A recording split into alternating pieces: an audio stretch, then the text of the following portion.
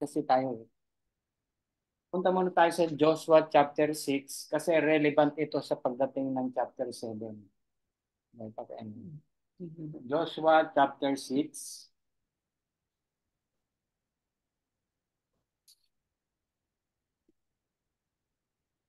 Basta kung sino yung guest, siya palagi magbabasa. Kung sino yung bago? Kung sino yung bago. Sino ba bago? O talaga, Mark? Oh, 6. Oh, 18 and 19. Teka, sandali, ha?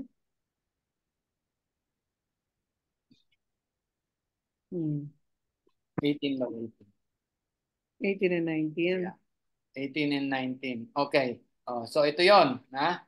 Sabi ng Lord, 18. Okay. But keep away from the devoted things so that you will not bring about your own destruction by taking any of them. Otherwise, you will make the camp of Israel liable to destruction and bring trouble in it. Ang ibig sabihin, nung pumasok sila dun sa loob ng Jericho, wala kayong kukunin kahit isa. Except itong 19, all the silver and gold and the articles of bronze and iron are sacred to the Lord and must go into His treasury. Ibig sabihin, yan lang ang kukunin nyo, pero hindi yan sa inyo. Di ba? Hindi yan para sa Israelites. That is for me. Di ba? It must go into my treasury. Now, iisipin nyo, bakit ganon? Why is it? Mamaya, malalaman natin yan. Yan.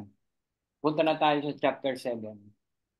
So, nagkaroon na ng ano, na-conquer na nila yung ano, di ba? Na-conquer na nila yung Jericho. Remember this, remembers this utos ng Panginoon, ha? Wala kayong kukunin, ha? So, natapos na. So, nagpapahinga na nga sila. Di ba? Bumalik na sila sa camp. And then, eto na yung mga nangyari. No? Ito yung chapter 7. Okay. But, sabi doon, but the Israelites were unfaithful in regard to the devoted things. Achan, son of Carmi, the son of Simri, the son of Serah, of the tribes of Judah, took some of them. So the Lord's anger burned against the Israel. So ang sabi ng nagsasalita rito ang Lord, tapos sabi niya, meron kayong kasalanan. Some of you, meron kayong kinuha. Now, verse 2. Now, Joshua, itong chapter na to, sa verse 1, inano ka agad yung parang inano ka agad yung pinaka buod nitong chapter 7 eh. Di ba? Sinabi ka agad dito na meron kayong kasalanan. Kasi, merong another battle. Ito yung Now Joshua 2. Now Joshua sent men from Jericho to Ai. Pagkatapos nilang makonquer nila yung Jericho. Kasi pag cross nila ng Jordan River, di ba? Pupunta sila ang una nilang balakid doon ay itong Jericho. After that, ito naman yung AI. Ibig sabihin niyan ay artificial intelligence. Sa joke. Which is near Beth Aben. To the seat. Okay. Darating pa. To the east of Bethel and told them, go up and spy out the region. So the men went up and spied out Ai. Okay. Gusto kong ipakita sa inyo kung nasan yung Ai. Meron akong map. Dali, ha? We have a map para makita natin kung saan yung I. Si I. Puro mo natin. Dali, Mark.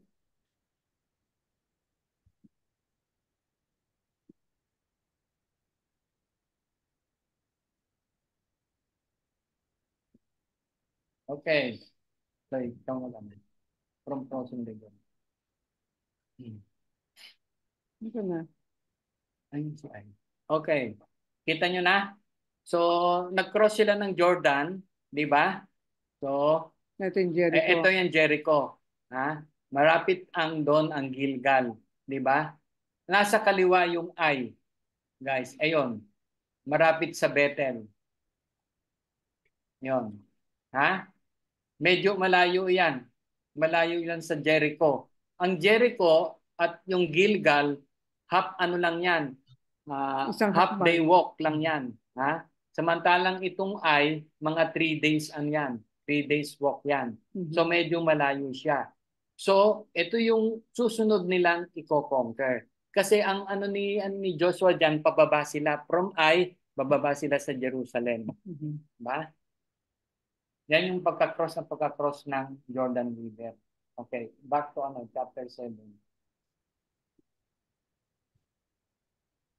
Para ma-picture nyo lang na kung saan yung Ai.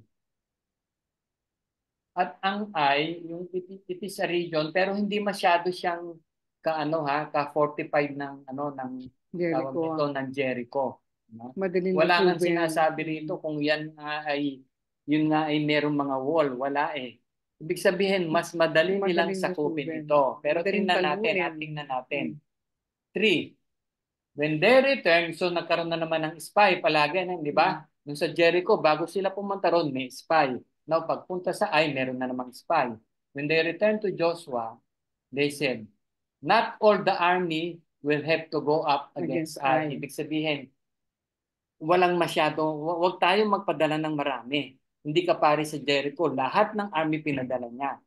Send 2,000 or 3,000 men to take it and do not weary the whole army, for only a few people live there. Yung few people doon sa Ai, pagdating natin ng chapter 8, mga 12,000 lang pala yung mga inhabitant doon sa Ai. So ibig sabihin, sabi ng spy, wag tayo magpadala, konti lang ang padala nating army, 3,000 lang. Ibig sabihin nito ay kayang-kaya natin ito, di ba? Walang problema, kayang-kaya nating conquer to. So about 3,000 went up. Ibig sabihin ng went up kasi hili ito eh. But they were routed by the men of Ai, who killed about 36 of them. Di ba? Despite of konti lang ito, ito pang pinadala ni Joshua, itong army niya, mga mga talagang mga sundalo na subok sa labanan, di ba? Verse 4, so about 3,000 went up, but they were routed by men of Ai, who killed about 36 of them. They chased the Israelites from the city gate as far as the stone quarries and struck them down on the stoop, as this heart of the people melted in fear and became like a water. So ano nangyari? Di ba? Yung inaasahan nila kasi from Jericho na victorious sila. High na high sila doon. Di ba? High na high sila.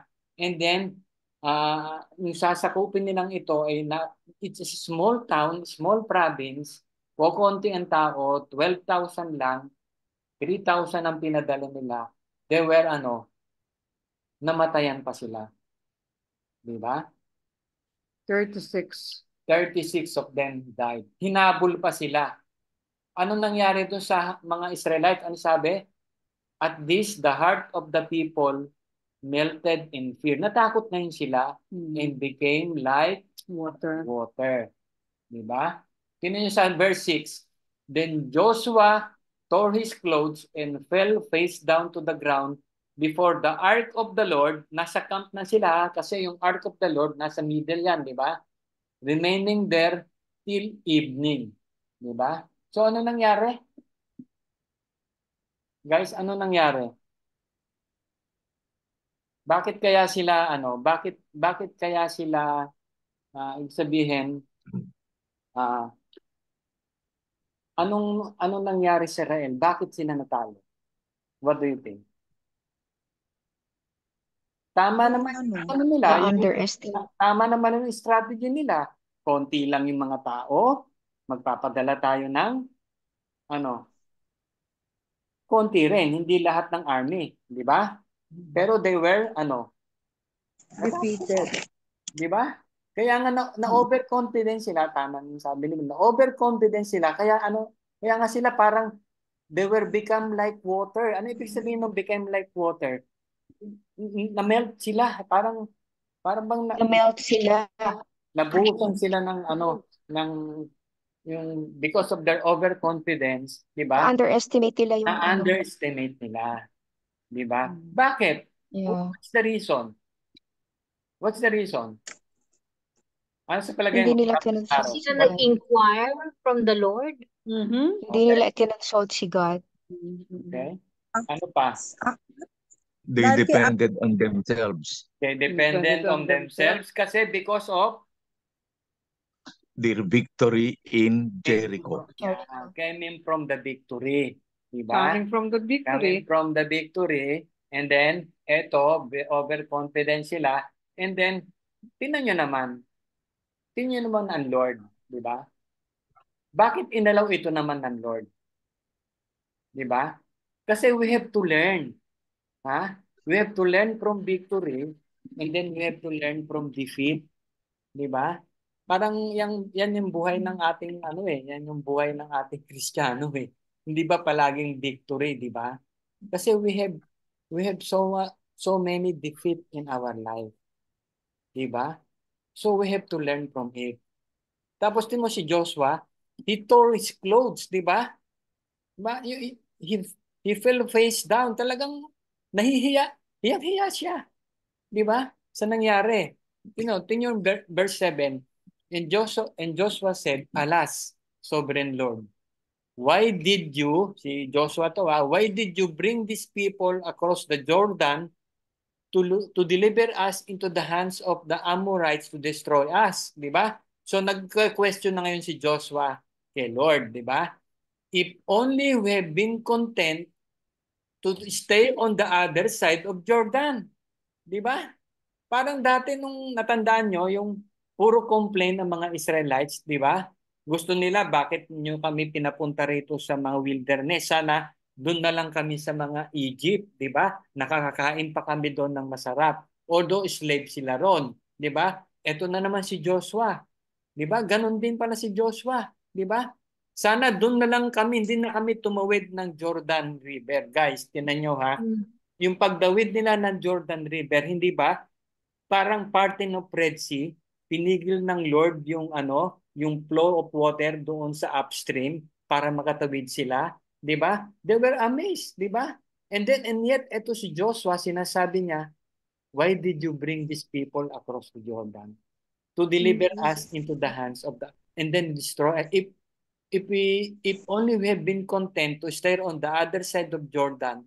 Pardon your servant, Lord. What can I say now that Israel has been routed by his enemies? Diba? The Canaanites and the other people, verse 9, and the people of the country will hear about this and they will surround us and wipe out our name from the earth. What then will you do from your own great name? So ano yung sinasabi ni Joshua rito? Is he complaining? Nagko-complain siya sa Lord, tapos wala na kaming mukhang ihaharap. Di ba? Parang ganyan eh. Di ba? Parang minsan pag meron Parang tayo, sinisisi niya si Lord. sinisisi niya. Parang gano'n, no? Oo, Kung bakit parang tayo, tinawid pa sila sa Jordan. parang tayo pag we face so much problem, di ba? Yes. Una, ano ang ihaharap ko ng mukha ko sa aking family?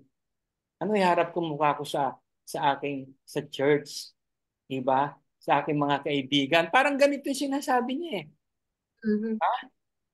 What can I say now that Israel has been routed by its enemies na napaka maliit lang na army.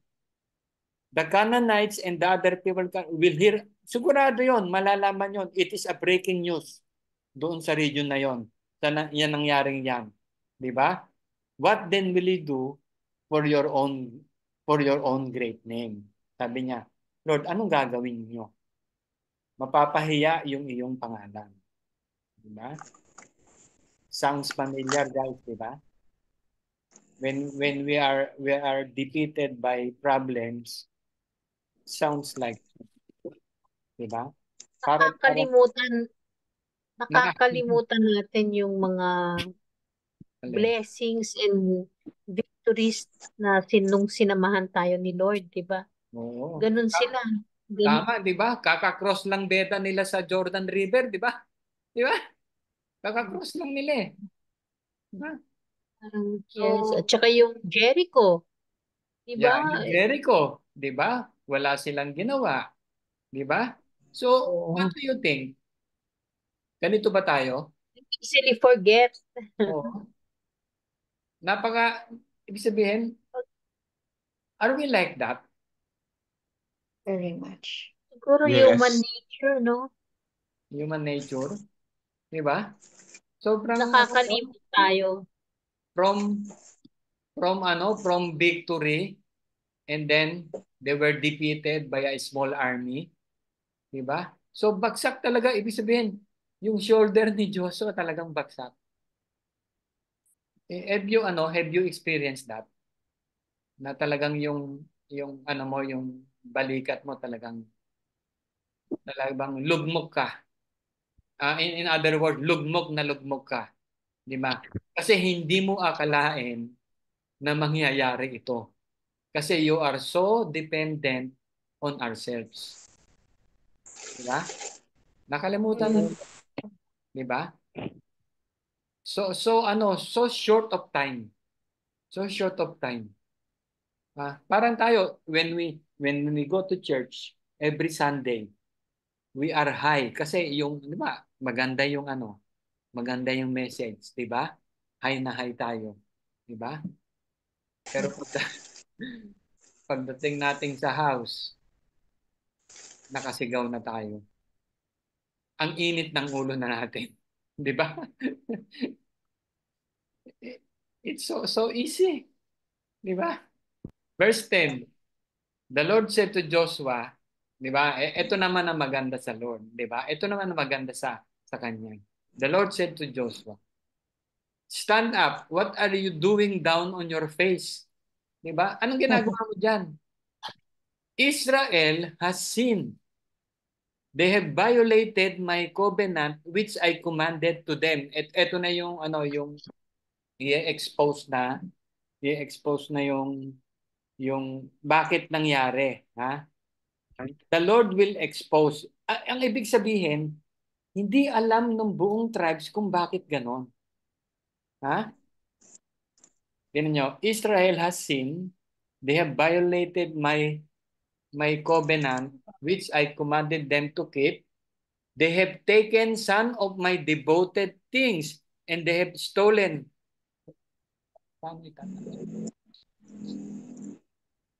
Okay. Anong sabi?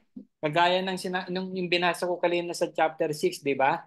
Na ano yon? Do not take anything doon saan pag inano nyo yung, di ba?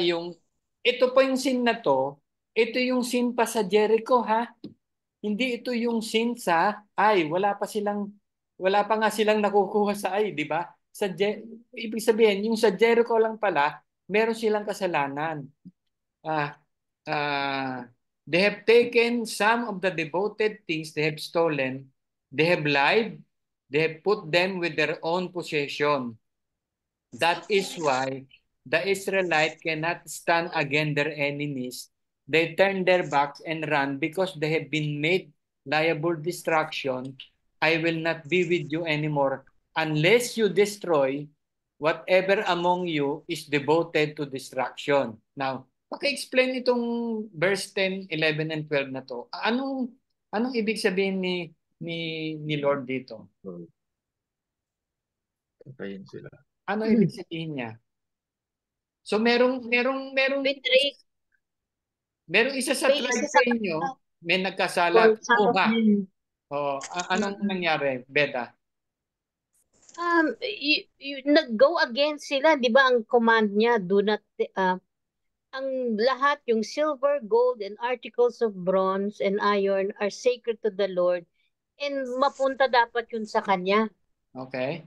Diba yung sabi niya, wala silang kukunin na No? papatayin nila lahat, even the cattle, yung gano'n. So, sinasabi niya rito, merong hindi nag-obey.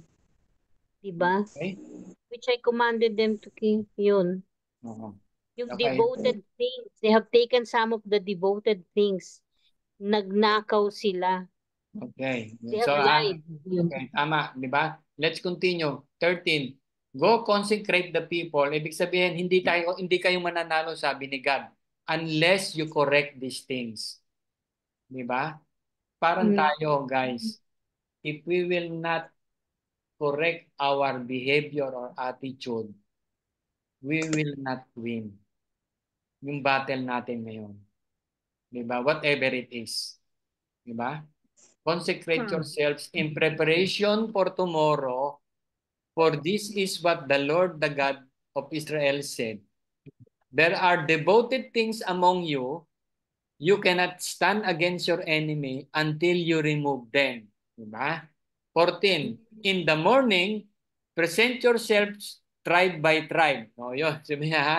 So, kinabukasan, ha? Paggising natin ng umaga, you present yourselves tribe by tribe. Ha? Alam naman natin yung setup dyan, ha? Yung the Ark of the Covenant, camp pa lang to, ha, guys, camp. Nasa gitna, lahat ng tribes nakapalibot doon, di ba? Okay.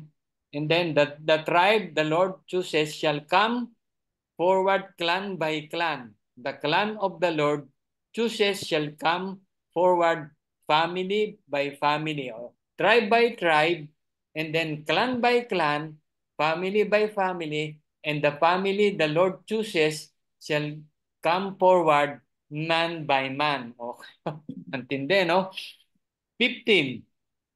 Whoever is caught with devoted things shall be destroyed by fire, along with all belongs to him. He has violated the covenant of the Lord. He has done outrageous things in Israel. Okay. Early 16. Early the next morning, Joshua had Israel came forward by tribes and Judah was chosen. Diba? The clans of Judah came forward and the Zerahites were chosen. He had the clan of Zerahites came forward by the family and Shimri was chosen. Ito na yung nasa verse 1, di ba? Joshua had his family come forward man by one, and Achan, the son of Camri, the son of Shimri, the son of Serah of the tribe of Judah was chosen. So ibig sabihin, si Achan from the tribes of Judah, yun ang lumabas na siya yung nagnakaw. Then Joshua said to Achan, my son, give glory to the Lord, the God of Israel, and honor him. Tell me what you have done. Do not hide it from me. Guys, ibig sabihin, yung kinuha ni Achan, walang nakakaalam. Di ba? Walang nakakaalam. Siya lang. Siguro, tsaka yung kanyang family. Ha? Tingnan natin. 20. Achan replied. Kasi na-corner na siya di ba? Ganyan naman tayo guys eh. Ito parang na-corner na siya Kung hindi siya nabisto, sabihin, actually si God ang nagbisto sa kanya Kasi lahat ng mga tao doon hindi niya alam. And then God exposed him. Di ba? Is it true? Achan replied, it is true. Inamin niya. I have sinned against the Lord, the God of Israel. This is what I have done. When I saw in the plunder of beautiful robe from Babylonia, nako, ito pa naman yung mamahalin. Di ba? 200 shekels of silver and a bar of gold weighing 50 shekels. I coveted them and took them. They are hidden in the ground inside my tent with the silver underneath. Ako, guys, ang dami ha. Tuloy muna natin. 22. So Joshua sent messengers and they ran to the tent and there it was. Di ba? Hidden in the tent with the silver underneath. Nabisto na. They took the things from the tent, brought them to Joshua and all the Israelites and spread them out before the Lord. Di ba? Intindi, no? 24. Then Joshua together with all the Israel took Achan, may ako na. Achan, son of Sarah, the silver, the robe, the gold bar, his son and daughters, his cattle, donkey, and sheep, his tent, and all that he had, to the valley of Achor. Joshua said, "What have you brought this trouble on us? The Lord will bring trouble on you today." Then all the Israel stoned him, and after they stoned the rest and burned them over Achan, they have heaped a large pile of rocks which remain to this day. Then the Lord turned from fierce anger, therefore that place has been called the Valley of Anger. So ibig sabihin, lahat ng family ni Achan, guys, ni Achan, pinatay nila, di ba? Lahat, di ba? Pero ang guys, ito naman ang tanong sa inyo. Si Achan na nakasala, bakit nagsuffer ang buong Israel?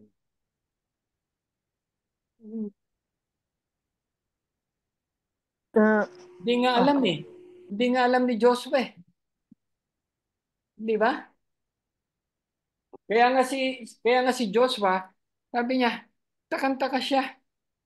Bakit tayo natalo? Anong nangyari? Di ba? And then God exposed. Di ba? And then, ito, lumabas si Achan, di ba? Pati yung kanyang mga family, pinatay din. Ano ang kasalanan ng mga family niya? Bakit nasama? Ano lang? Kasi nag-connive. Nag-connive yung family niya. Oo. Alam nila yung ginawa ni Achan pero they kept quiet. Paano nila nalaman? They're just as guilty as Achan. Ano? I don't know. They're just as guilty as Siguro Achan. nakita nila. Tinago niya.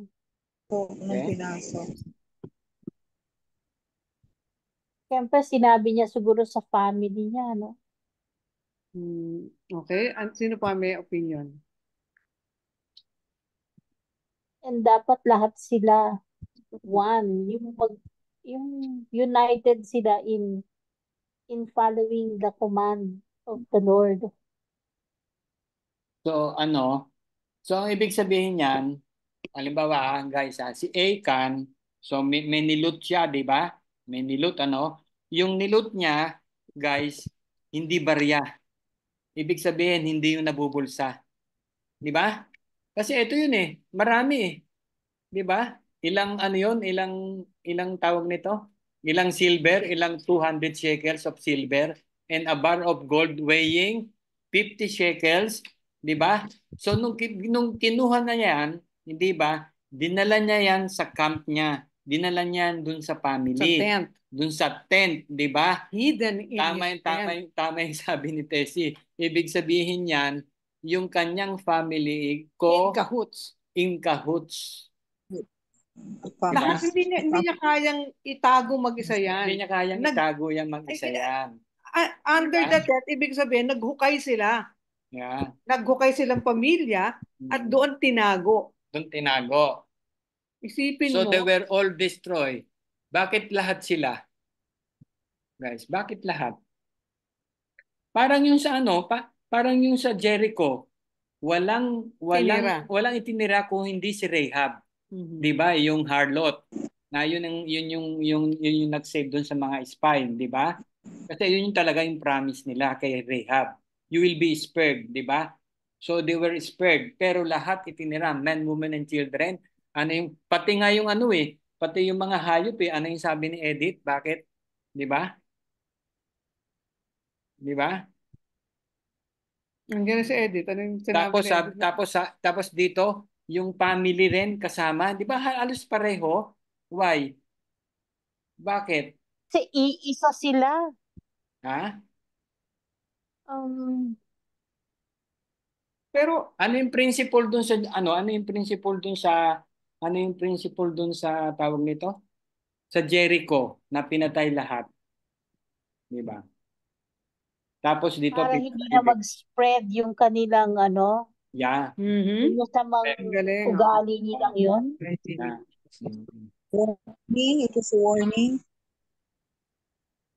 for Pero, all the Israelites. yeah. Parang in-eliminate yung mga makakasalanan nun, di ba? Mhm. O yung evildoers, katulad yung mga tao sa Jericho. None will be spared. Kasi siguro baka yung kung ano man yung ang tawag dito, yung parang thinking nila, mahawa pa yung iba o ma-influence nila yung iba. They will be contaminated. Yes. Ang ibig sabihin. Parang ganun, di ba? Kung yung pamilyang yun were able to Naging example sila ng na pinatawad ng Panginoon. So, okay lang, di ba? Parang pwede pala. Tapos yung kinuha ni Achan, di ba? Sabi ni Lord, huwag kayong kukuha, di ba? Yung kinuha ni Achan, bakit ganong gagalit ang Lord? Bakit he was so angered? He was boiled with anger. Di ba? He was boiled by anger. Kinuha niya yung silver, di ba? Yung mga ganon. What's the reason behind that? sabi di ba sacred yung mga yun? Sacred, yeah. Sacred to the Lord. Yeah. Pag For ibig the Lord. sabihin, pag sinabi ni Lord, kung akin to, holy ito. This is Oo, sacred. holy. Do not touch, do not get it. Parang yung sa Ark of the Covenant, huwag kayong lalapit dito. Kung sino man ang mag-touch dito sa Ark of the Covenant will die. Di ba? May incidents yan, may namatay, di ba? Basta, kung ano yung akin dito, iyon, it will be holy. Ngayon, bakit naman ang Israelites ang nagsuffer lahat? Ibig sabihin, si Achan ang nagkasala, hindi alam ng mga ibang tribes, bakit natalo sila, bakit nadamay lahat?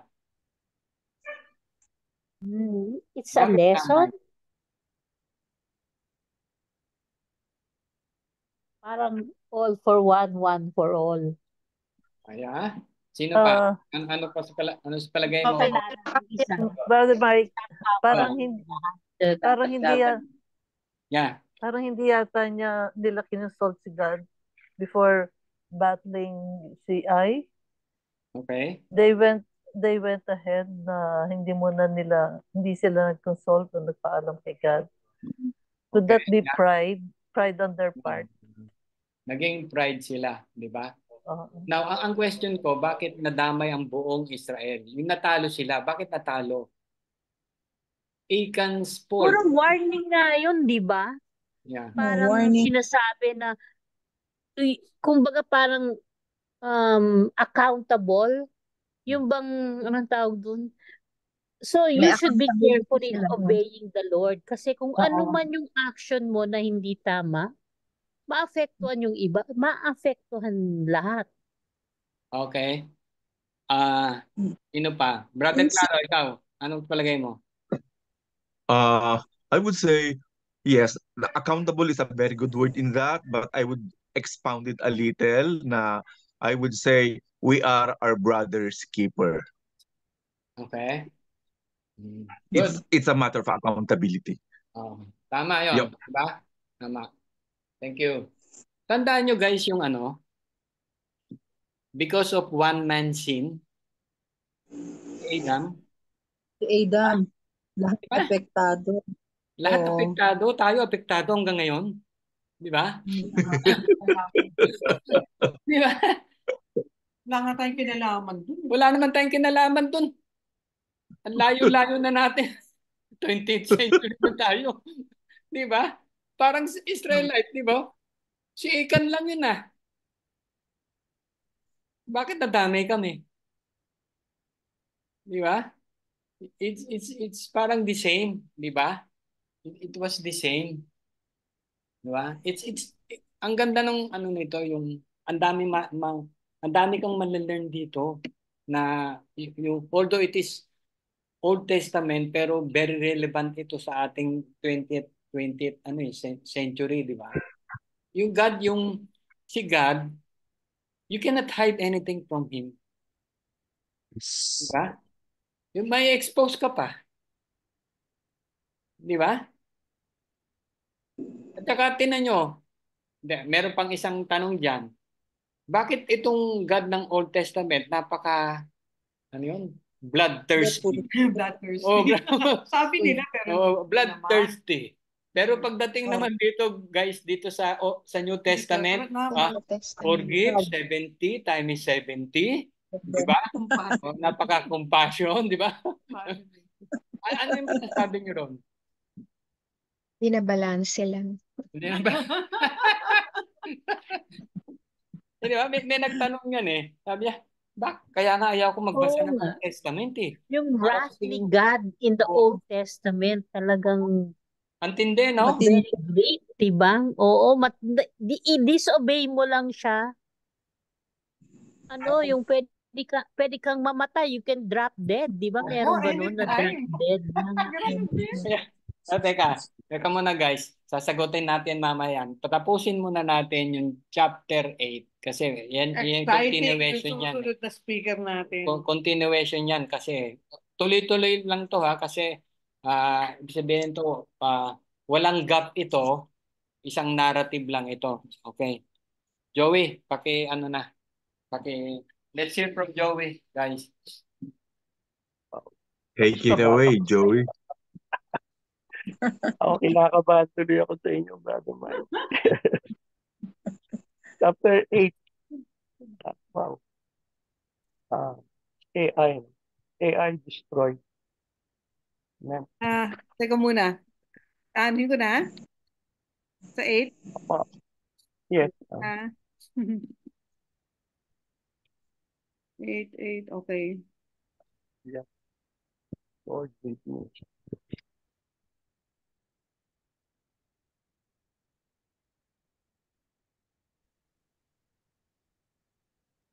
Marunong ka ba na gagawin kitang co-host? Sino, ma'am? Ako? Oo, gagawin kitang co-host. Marunong ka.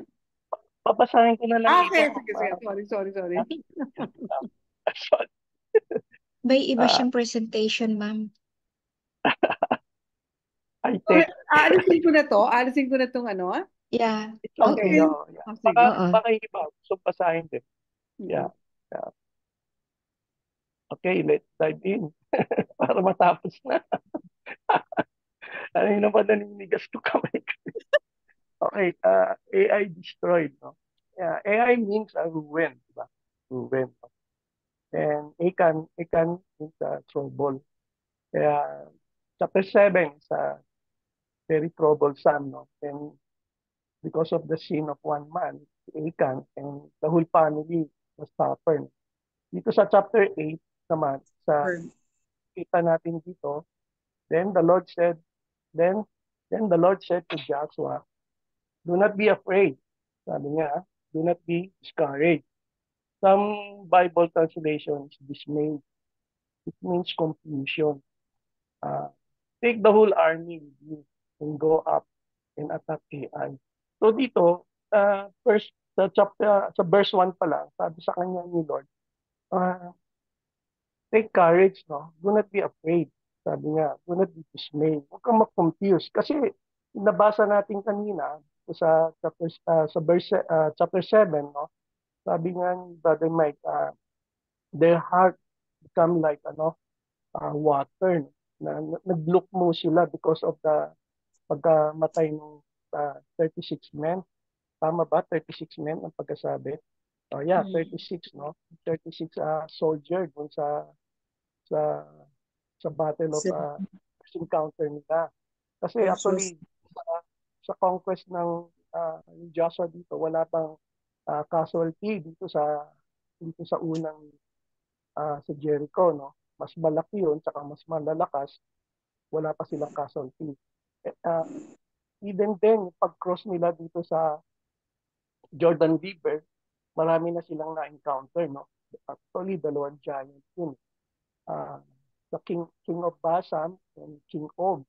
Kaya malakas ang loob nila pagpasok nila dito sa Jericho, no? Kaya masyadong mataas ang kanilang kumpiyansa na mananalo sila, no? Okay, kaya because of the sin of one man, sabi nga natin kanina, natalo yung itong Israelite. Then dito tayo sa chapter 8, sabi, nag-confess na sila at nag-concentrate sila. Sabi nga ni Lord, hindi kayo mananalo hanggang hindi nyo naalis yung kasalanan sa kampo. So, naalis na yung kasalanan. Dito tayo sa chapter 8. Verse 1, sabi niya, not be afraid and discouraged or dismayed. Sabi niya, get up. No, sabi niya, take the whole army with you and go up and attack AI. So, lulusubin nila yung AI. Itong AI and Bethel, magkalapit lang sila, no? It's a very historical place, no? Remember, going back to Genesis chapter 12, ano naalala natin doon? Diba si Abraham, tinawag siya ni Lord, sabi niya, go out of your country and I will give you, sabi niya, a new land that your descendant will inherit, sabi niya, diba? Nabasahin natin doon kasi very importante, no? Para magkaroon tayo ng background dito sa binabasa natin sa AI. So dito sa AI, dito nag-first camp si Abraham. Kung mapapansin natin, no? Sabi dito sa verse chapter 12 ng Genesis, sabi niya, the Lord had said to Abraham, hindi pa siya Abraham ang pangalan niya, leave your country and your people and your father's household and go to the land I will show you. Sabi niya, I will make you into a great nation and I will bless you. Sabi niya, and I will make your name great and you will be a blessing and I will bless those who bless you and whoever curses you, I will curse. And all the people on earth will be blessed, sabi niya, no? Dahil sa kanyang descendant, sabi niya, will be blessed through you. Then, punta tayo dito sa verse 7, sabi niya, the Lord appeared to Abraham and said, to your offspring, I will give this land. So he built an altar there to the Lord who had appeared to him. So from there, he went toward the east of Bethel and pitched his tent with Bethel on the west and Ai or IE on the east. Kaya dito makita natin, paglabas ni Abraham doon sa kanyang bayan, sa Haran, napunta siya sa Canaan, dito kagad siya nag-pitch ng unang tent niya at sinabi sa kanya ni Lord na ibibigay sa kanya itong land na to. No? So dito makikita natin sa chapter 8, yung promise ni Lord kay Abraham, magkakaroon na ng katuparan. So, andito ngayon tayo sa AI, no? And near death. So makita natin dito, sabi sa kanyang Lord, as for I have delivered him into your hand, the king of AI, his people, his city, and his land. You shall do to AI and its king as you did to Jericho and its king, except, sabi niya, except, but you may carry off their plunder. Sabi niya, dito, sabi niya, bibigay ko sa iyo itong AI, pati yung mga tao, pati yung mga plunders, no? Kukunin nyo, unlike dito sa Jericho. Hindi nyo pwede kunin nyo sa Jericho because, kagaya na sabi natin kanina, is sacred. Why sacred? Because this is the first fruit. Pagpasok pa lang nila dito sa Promised Land, dapat lagi kay Lord. Diba? Put God first. Baga sa sinasabi sa atin ngayon, unahin natin ang Diyos. Kaya yung mga kayamanan doon sa Jericho, hindi natin pwede kunin, kundi lahat yun para sa Panginoon. Diba? Aanuhin naman niya yung mga kayamanan, diba? Yung bilang tanda lang na pagsunod natin sa kanila, sa obedience. No? Ang problema, hindi nga susunod si Achan at saka yung pamilya ni Achan. Tama yung sabi kanina, no? Yung din ang aking iniisip. Bakit pati yung pamilya ni Achan na damay? Kasi imposible hindi rin nila malaman yun kasi pinasok niya sa tent. Nakita siguro ng mga anak niya o asawa niya na ginawang hindi maganda ang kanyang daddy pero nag-connive na rin siya. Pero wala sa Bible yun eh. Ahata-hata lang din natin. So going back to our story, sabi niya, ibibigay niya yung AI, yung I sa'yo. Sabi niya, kaya huwag ka na matakot. Kaya siya natatakot kasi unang-una nga na karoon sila ng casualty ng 36 soldier. Tapos at the same time, doon na yung fear because of sin eh. Kahit sinabi mo na consecrate sila, pinatawad na sila, andun pa rin yun eh. Kasi very fresh pa lang sa kanila yung nangyari. Kaya, siyempre, hindi naman bigla mawawala yung takot nila. Bigla naman silang lalakas. But ang kagandahan ng kay Joshua, Joshua is obedient. No? Is a obedient soldier siya eh. Kaya, nag-obey siya kagad. Sabi niya, so Joshua, sa chapter verse 3, and the whole army moved out to attack Ai. He chose 30,000 of the best fighting men and sent them at night with this order. So makikita natin dito sa verse 3, Joshua and the whole army moved out and choose 30,000. Going back to chapter 7 and also verse 3, makikita natin doon only 3,000. Tapos dito, makikita natin 30,000. Napakadami. Times, ilang times yun? Times 10, times 100. Biglang dumami. Kasi dito sa chapter 7, gaya na sinabi natin, na-underestimate nila yung enemy. Kaya guys, pag sa business din, no, wag natin i-underestimate ang ating competitor kasi hindi natin alam. Lalo na yung mga Chinese. Simple lang magdamit yan, pero maraming pera yan. Minsan nakachinelas lang din yan, di ba? Kaya huwag tayong masyadong kumpiyansa sa sarili. Yun lang natutunan ko regarding sa business. Pero going back dito sa story natin, ganun din, halos the same. Huwag natin i-underestimate ang kalaban porque kung konti lang sila, sabi nga dito sa bandang huli, only 12,000. So, nagpadala sila ng napakaraming tao, 30,000, no? So makikita natin dito, sobra-sobra na yung dami ng tao. No? Kasi utos din ni Lord sa kanila yan. Then, sa chapter, dito sa verse 3, no, sabi niya, best fighting men and send them out at night. So sa gabi, kailangan ilabas nila. Why night? No? Kasi para hindi sila mabuking, di ba? With this order, sabi niya, listen carefully. Sabi niya, you are to set an ambush. Sabi niya, alam ba natin ambush? Kasi di ba dito sa atin, very popular yung ambush na yan, di ba? Lalo na sa military, nakaraan, lalo na sa panahon ni Pinoy. Ambush, di ba? Behind the city, don't go very far from it. All of you, sabi niya, be on the alert. I am all those and all those who with me will advance on the city. And when the men came out against us, as they did before, we will flee from them. So,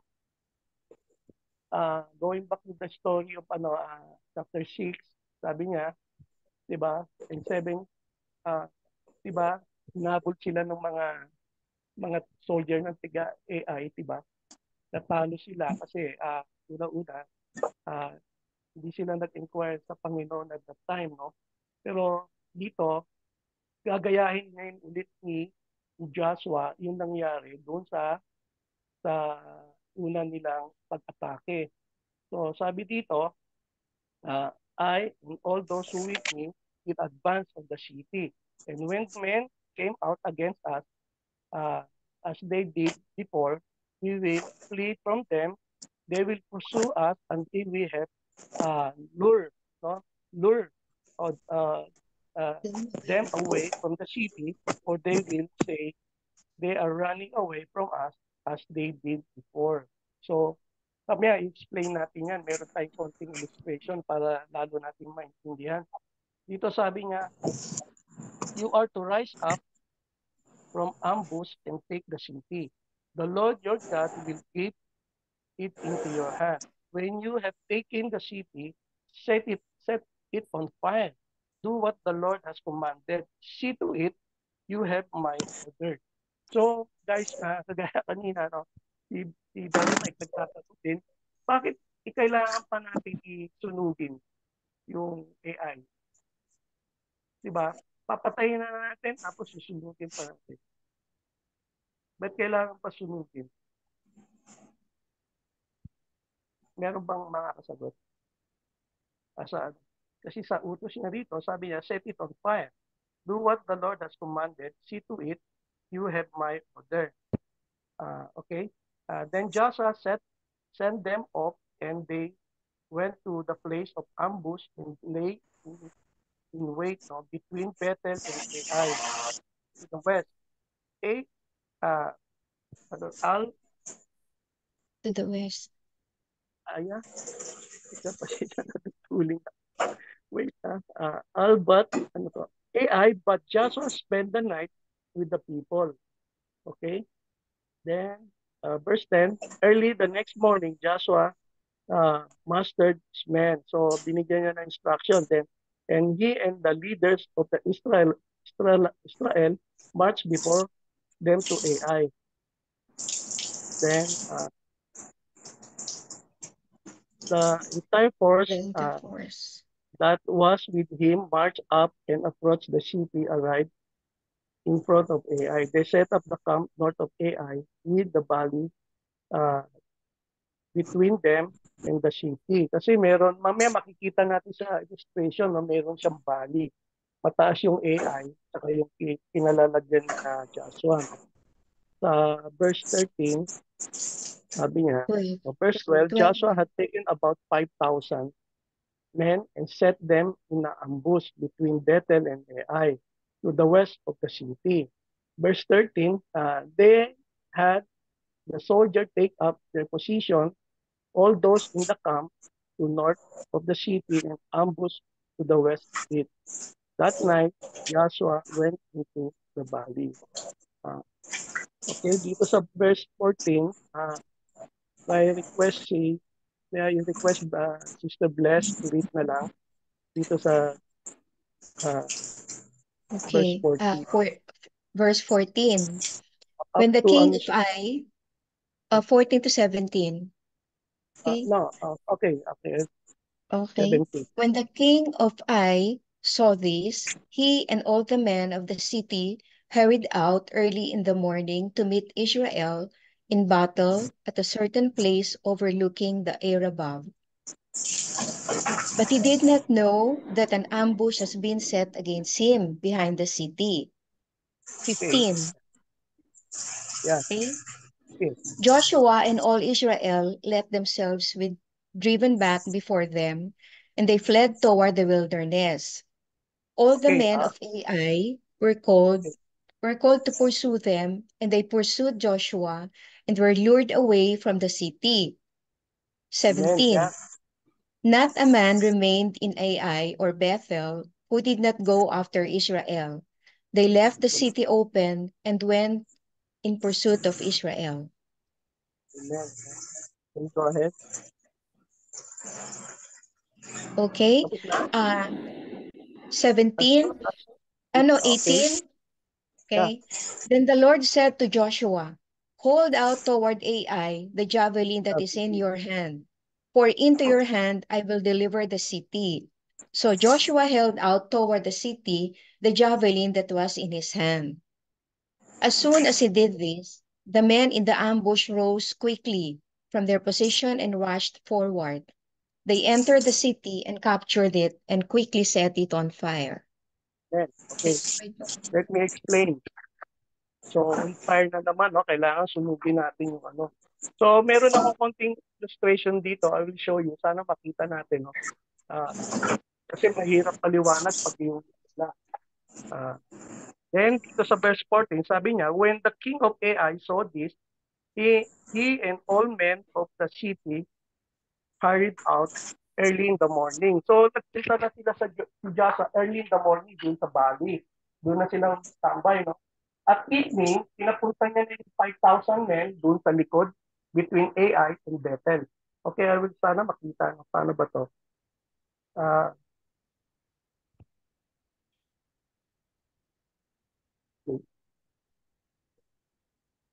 Hindi yata pwede. Yeah, wait. Yeah.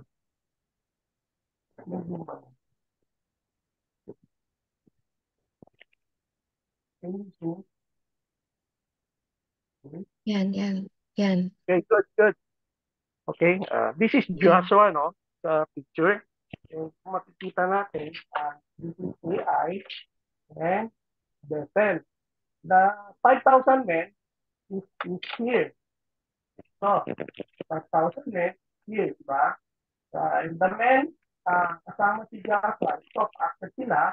Then the king, nakita ng king, Naririnig. Hindi ka naririnig. hello? Bakit? Hindi? Better. Yeah, okay lang. Can you hear me? Better now. Oh, better now. Okay, good. So, okay, going back again, no, sa verse 14, sabi niya, when the king of Ai saw this, it's the king. The king. Wala na naman ang audio, Oh, wow. Joey. Wala. Alisin Ayan ko na na lang. Nawawala naman. ko na, Okay na naman. Yeah. Ito. Can you hear me? Meron na? Wala pa. Choppy-choppy Wala? eh. Choppy? Meron. Meron na? Meron po. Okay. Okay, Yan, okay. meron na. Okay, good. Okay, ito yung Okay, from the king. beginning. Nakita nung king na paparating na sila Joshua. Then, anong sabi dito? All the men inside the city ran after them, di ba? Lumabas lahat ng mga lalaki except for the king. Di ba? So, hinabol nila si Joshua dito. Tapos tumakbo sila Joshua papunta rito sa wilderness to lure, no, as a decoy. So, pagdating nila dito, nakita nung then after na lumabas na rito lumabas na rito yung mga tao, the ambush, pumasok sila dito because the open city, open yung gate nila. So pumasok sila dito, then they set fire doon sa camp ng AI. So when they set fire dito, no, sinunod nila. So, kita natin yung fire. Nakita natin? Yes. Yeah, amen. Tapos nakita nila yung smoke. Lumabas na yung mga smoke. No? Lumabas na yung smoke. Okay? So, yung the men of dito, yung mga tao sa AI dito, nakita nila yung smoke and fire. Nakita nila, no?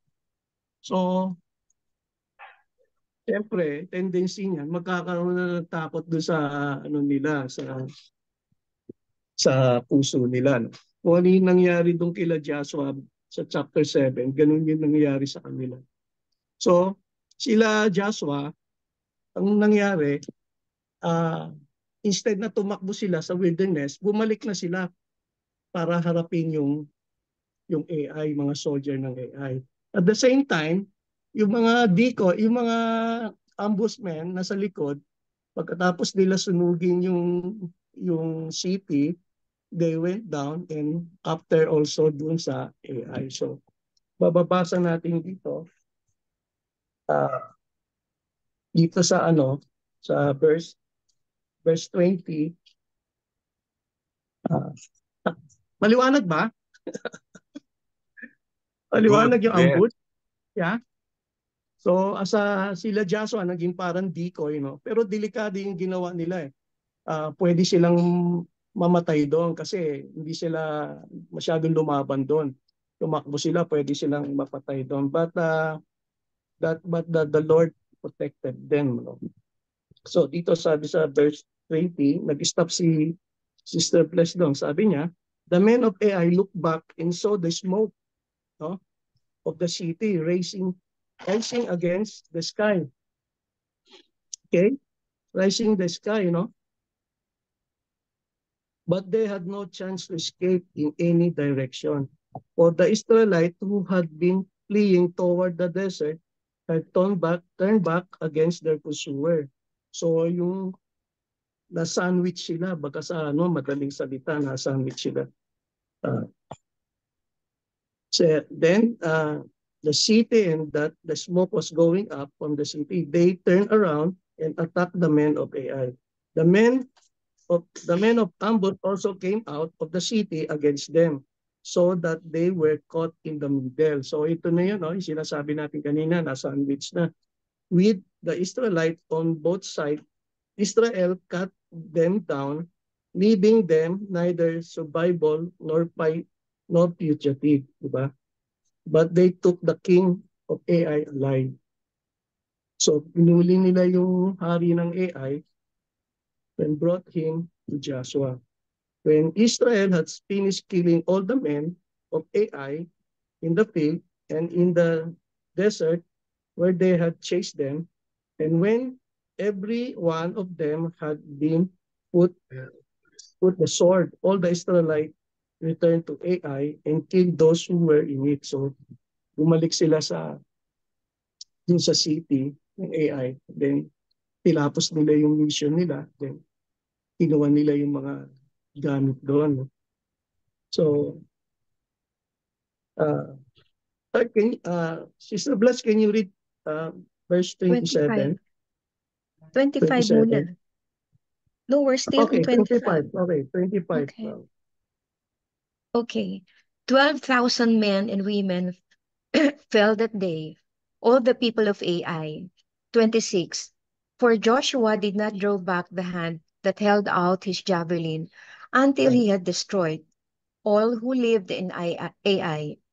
But Israel did carry off for themselves the livestock and the plunder of this city, as the Lord has instructed Joshua. Amen. Shall I continue? 28? Yes. Okay, 28. So Joshua turned Ai and made it a permanent heap of ruins, a desolate place to this day.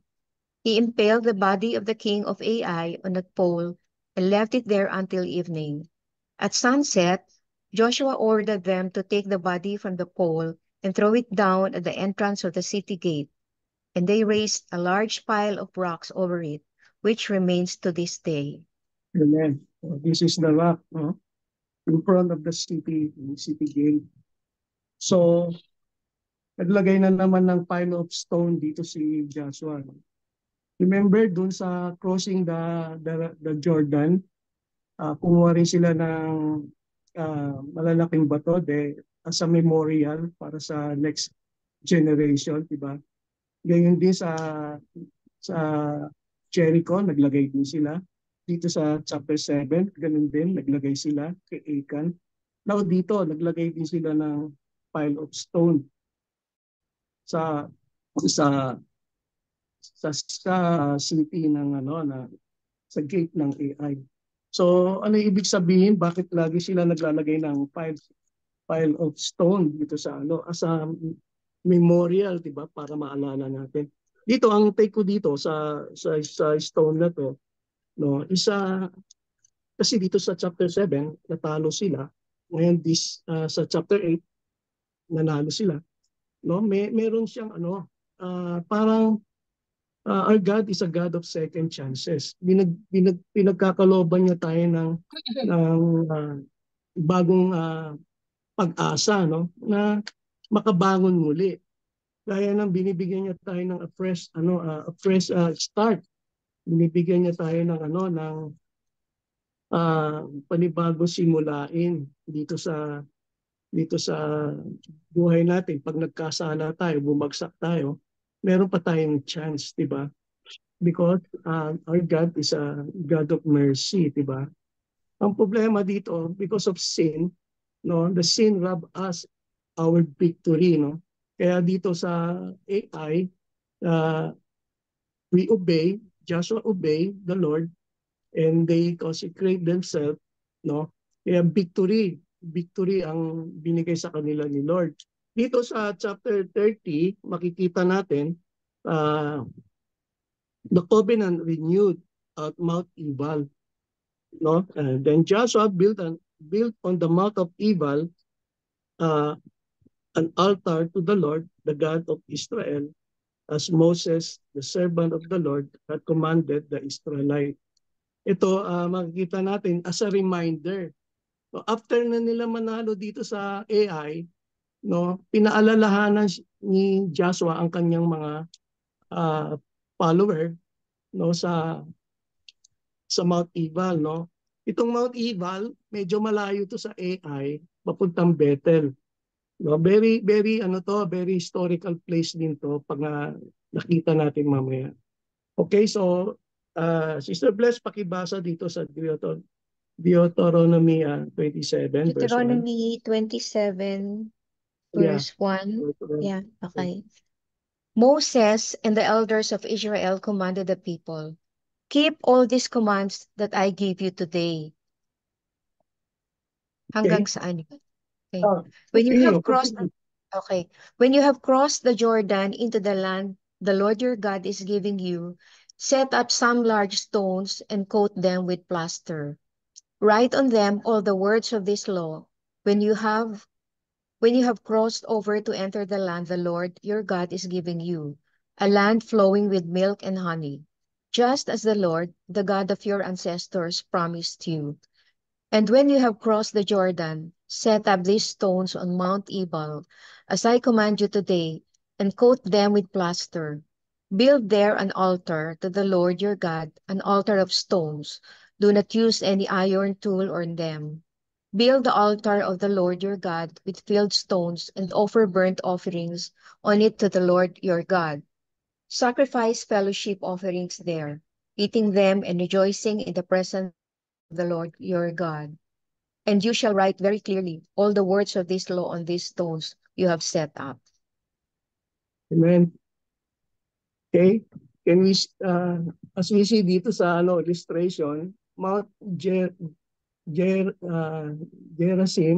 the mountain of blessing, and this is the Mount of Ebal, mountain of curses. Nung andun kami sa Israel, nakita namin ito ni Blessed. In-explain sa amin nung guide, no. Kaya lang, sadly, ngayon ko lang nalaman dito. Nung andun kami, pinapakita niya yung mountain of blessing and mountain of curses.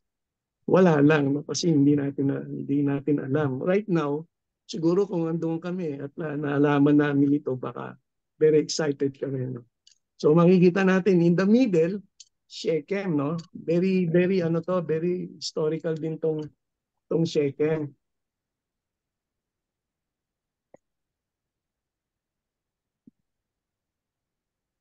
Sino nakakaalala sa Shechem? Yung pinag-aralan natin sa Genesis, Jacob, di ba? Maraming nangyari dito sa Shechem. Dito rin nag-camp si Jacob, di ba? Dito sa Shechem. Dito rin siya nakabili ng piece of land sa Shechem, remember? Kay King Hamor. Actually, Shechem, isa anak niya, pangalan ng anak niya. Then, sino pa yung naalala natin dito sa Shechem? Remember Dina? Diyan din siya na-rape. Yeah. Kung pag-aaralan natin, di ba ito? Diyan din, diba, pinatay ni Levi. Tsaka ni sino ba isang kapatid niya? Si Levi and sino nakaalala? Levi and Simeon. Yeah, right? Doon sa Shechem din. Pinatay niya yung remember? Yeah. Nag-agree sila na papakasalan ni Shechem yung kapatid nila, but in one condition, kailangan sila mag-circumcise. Then, nag-circumcise sila. Pagkatapos ng circumcision, anong ginawa nila? Inatake nila. Hindi sila makatakbo. Masakit. Doon, pinatay nila pati yung mga hayop. Diba? Doon makikita mo na rin yung pag-brutality ng tao eh. Diba? Doon wala silang magkasalo kung pumatay, ganun na lang. So dito, makikita natin dito sa Shechem, ano rin yung maalala natin sa Shechem, marami tayong maalala dyan. Yung asawa ni Jacob, diba? Diyan namatay. unang bunso niya. Sino yung bunso niya? Si Benjamin. Diba? Diyan din malapit sa Shechem pinanganak bago sila napunta ng Egypt. Kaya very historical tong Shechem na to, at saka tong AI, at saka Bethel. Halos diyan lang umiikot yung kwento ng Old Testament. So dito, tapos sila nanalo sa AI. Joshua remembered Moses yung yung abiling sa kanya. Sabi niya, pagpasok niyo doon sa promised land, paalala mo muli sa mga tao yung commandments, no? Yung blessing and curses. So ang ginawa ni Joshua dito sa verse 30, sabi niya, nasusundan ba, ma'am? Yeah. Susundan. Oo. Yeah. Dito sa verse 30, sabi niya, then Joshua built on Mount Ebal an altar to the Lord. So doon siya nag-build ng altar dito sa Mountain of Curses. Kung mapapansin nyo, dito sa Mountain of Blessing, very lastful, may mga puno, meron siyang tubig. Kung mapapansin nyo rin, andito yung Jacob well. Can you see the well here? Diba? Ang very significant kasi itong well na to, remember the Samaritan woman? Dito sila nag-meet ni Jesus, dito sa well na to. Kasi yung Shechem, Samaria, magkalapit lang din yan. Kaya lang ang layo ng nilalakad ng babae going to the well. So dito makikita natin yung well ni Jacob na binid niya. Dito sa New Testament, nagkita sila ni Jesus dito, tsaka yung the Samaritan woman. Kaya nilagay ko rin tong well na to. So makikita natin meron siyang mga puno, while dito sa Curses, Mountain of Curses, halos wala. Dito sa Israel, kung naalala ko nung pinakita sa amin to nung guide namin, wala nga tumitira kasi curse. O curse yung bundok na yan. Walang habitat doon. Kahit na yung mga damo ko konti lang kung meron man lang. So dito talaga lahat ng tao nakatira dito sa Gerizim. Okay, so dito sabi niya, mag-build ka ng altar dito sa Mount Ebal. So ang ginawa niya, half of the population of the Israelite dito punta sa Mountain of Blessing, yung kalahati dito sa Ebal. Habang binabasa ni Joshua yung mga commandment. Tapos sabi sa kanila, pinakuha sila ng stone, di ba? Teka, basahin natin. Sabi niya rito sa verse 31, as Moses, the servant of the Lord, had commanded the Israelite, he built it according to what is written in the book of the law of Moses, an altar of uncut stone. Meron siyang habilin, merong kondisyon, uncut stone, on which no iron tools had been used. So hindi siya na-chisel, kukuha kayo ng bato na pure stone na hindi nyo inukit, no? Sabi niya rito, uncut stone on which no iron tools had been used. On it they offered to the Lord burnt offering, a sacrifice, fellowship offering. There in the presence of the Israelite, Joshua copied on the stone the law of Moses which he had written. All the Israel, the alien and the citizen alike, with their elder, official, and judges, were standing on both sides, no? Magkabila. Both sides. Half of the people stood on front of Mount Jezreel, and half of the people on Mount Ebal. No? Then Moses, the servant of the Lord, had formally commanded when he gave instruction to bless the people of Israel. Afterward, Joshua read all the words of the law, the blessing and the curses, just as written in the book of the law. There was not a word of all that Moses has commanded that Joshua did not read to the whole assembly of Israel, including the women, the children, and the alien who live among them. So lahat ng dealing ni Moses, ginawa ni Joshua. No, dito makikita natin ang lesson na nakikita ko dito is dapat, kasi sabi niya dito, including the children. Very important, lalo na sa ating mga anak, na malaman nila at makilala nila ang Panginoon at early age, diba? So dito, binasa ni Joshua yung mga blessing, at the same time, yung curses. Pag hindi ka sumunod sa blessing, ito yung mangyayari sa iyo. Bagasano, pinaalala niya, it's your choice. Kasi very fresh pa yung nangyari sa AI doon kay Achan. Sabi niya, pag hindi ka sumunod kagaya ni Achan, ganyan ang mangyayari sa iyo, you will be destroyed. Diba? If you obey, you become obedient to the Lord, no? Sinusunod mo, then blessing will come to us, sabi niya. So, bilang pag-alala, no? Then,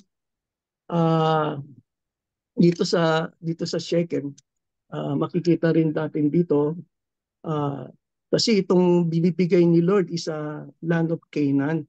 So, sino naalala natin pag narinig natin yung Canaan?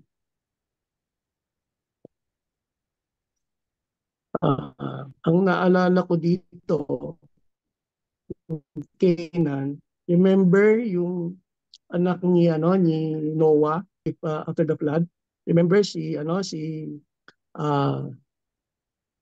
Ham, siya yung descendant nung Canaan, no? Remember Japhet o Shem, diba? Si Shem, Ham, and Japhet after the flood.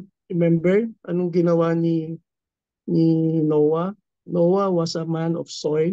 Remember, nagtanim siya ng vineyard, tapos nalasing siya. Ano nangyari sa kanya nung nalasing? Diba, naging hubad-hubad siya, diba? Unang nakakita sa kanya yung anak niyang si Ham. Remember? Pagkakita sa kanya ni Ham, kay Noah, wala siyang ginawa, kundi tinawag niya yung dalawa niyang kapatid. Yung dalawang kapatid niya, dali-dali, binuhat yung ama at nilagyan ng saplot at naglakad ng patalikod. Naalala natin? Ang gandang istorya yan eh. Remember, si Brother Mike nagtuturo, tsaka Sister Lloyd. Basahin natin doon kasi very important po ito. Babalikan po natin. Punta tayo sa Genesis. Ewan ko kung makikita pa dito. Genesis. Remember, nagkaroon ng curse eh. Sinumpa ni Noah si Ham. Yung pagkasumpa sa kanya, yun yung Canaan. Sana makita ko. Genesis Verse 12. Verse ano kaya yun? Genesis Chapter? ano? Genesis, anong chapter? Yung kay Noah, ano yun eh. Kay Noah yun eh. Yeah. Wait. Ang kinurse niya doon, Canaan, di ba? Opo, si Ham. Si Ham ang ano nun, ang father of the Canaan is Ham.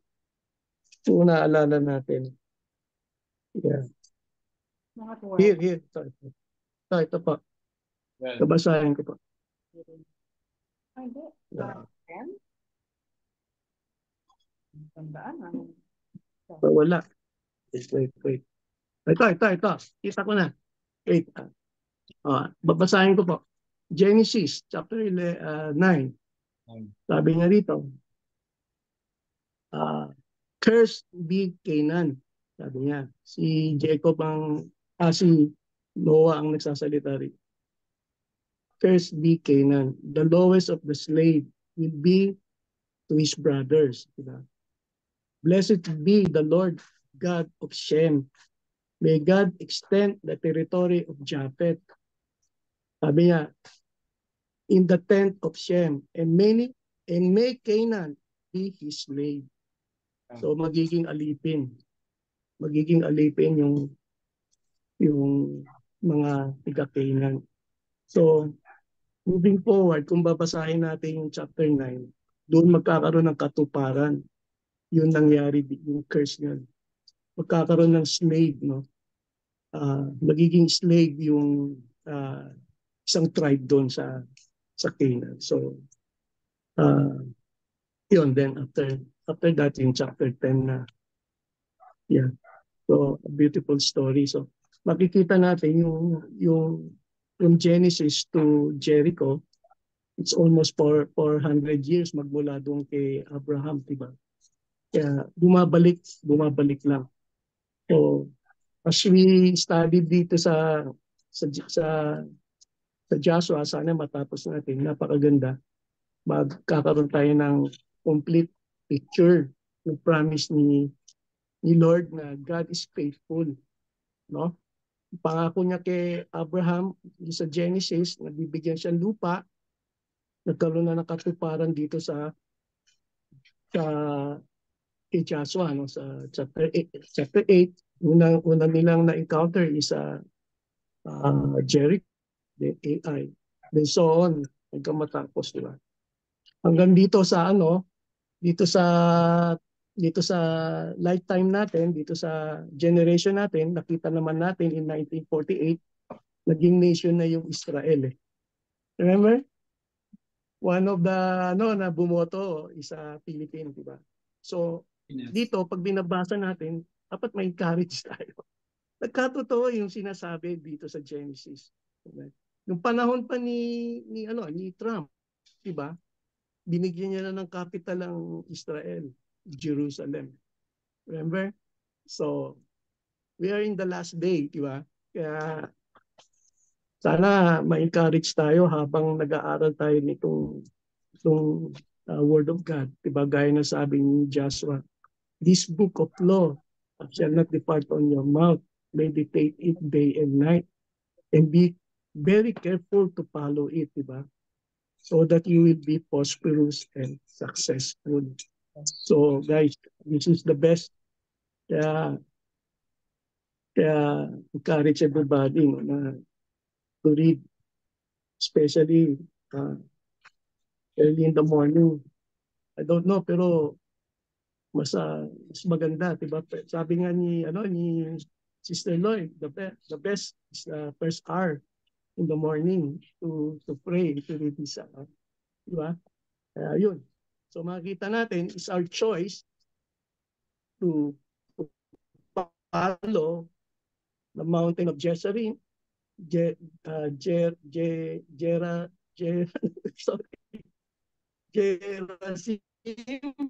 or Mount Ebal. Actually, it's our choice, diba?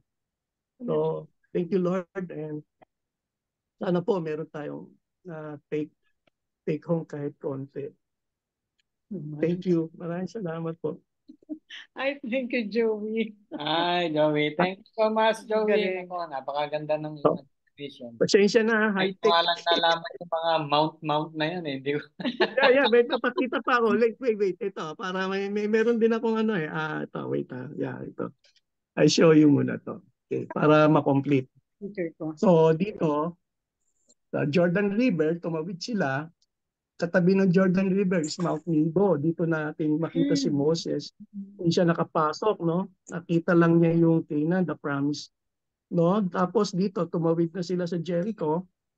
Na-encounter na nila ito, natalo nila. Then dito sa Ai. Okay? Then dito naman yung Mountain of Blessing. On the other side is Mount Ebal, Mountain of Curses. And in the middle is Shechem. Okay? So, yun po yung map niya. Okay. Thank you for listening po. God bless. You. Maraming salamat. Si Joey. We are blessed. Picture taking muna tayo, ha? Wala tayong picture taking. Ay, At gano'n. si Mar, sa wakas si Mar, andyan. Si Rick. Yun. Dito, asan si Dito? Okay. Ano guys, ang ganda ng explanation ni Joey, no? Kung wala yung Naintindihan ba? Kung wala yung drawing, Oo. hindi natin maintindihan. Oo, galing. Oo. Mar, buksan mo naman. Sino man? Si Marino. Si Marino. Ayaw. Baka nahihiya kay Brother Clark. O sige, Mar, magpipicture na ako ha. Okay, 1. Ayan, si Mar. Ay, nawala. Okay, 1, 2, 3. O, isa pa. Mike, tumingin ka. Okay. Mar, si Ayan. Brother Claro, ano yan, Ilocano yan. Ilocano yan. When man Bueno po. Yeah. nasa Ilocos si Marino. Si Marino. Si Rick Ilocano din. Ako, Ilocano rin. Ilocano rin si Mike ha. Yeah. DJ. DJ. Namin. Vegan. Oh, what do you think, Vegan. guys? Yung ano ni Joven, di ba ang ganda? Hindi siya masyadong Oo. nag-aaral. Hindi masyado nag-aaral. Walang preparation. Walang preparation. Ganun. Isang linggo yan. Napakaganda, Joey. Ngayon ko lang talaga na Praise God. Nakaka-bless, Joy. Nakaka-bless. Thank Praise you. God. so much. Hallelujah. Yeah. Sino Thank you. do you have any question ba regarding 7 and 8? Ang ganda ng nung paano inano ni God yung tinuruan ni God yung mga Israelites, di ba? May victory and then there's the defeat. And then victory again, di ba? Saka yung makikita mo, God hates sin talaga. Itatamat, i-correct ka kahit na, di ba, hindi, minsan naiisip natin, si God, makakalusot ako dyan, di ba?